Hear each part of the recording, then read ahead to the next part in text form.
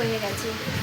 মানে legal press যে হচ্ছে আমাদের ডকুমেন্টস হয়, বাড়ির ডকুমেন্টসগুলো, দলিলের মতো যে কাগজগুলো হয় সেগুলো, দলিল তো মোটামুটি থাকে 25-30টা মতো।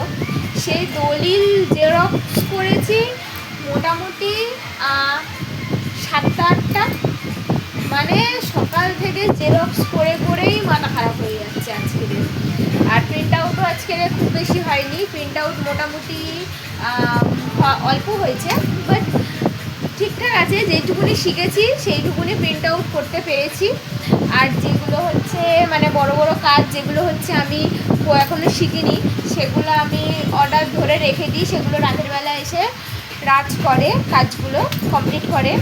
তো আজকে ডে 3 আমার চলে গেল এই করে পুরো। টাটা, আবার কালকে দেখা হবে তোমাদের সাথে, সবার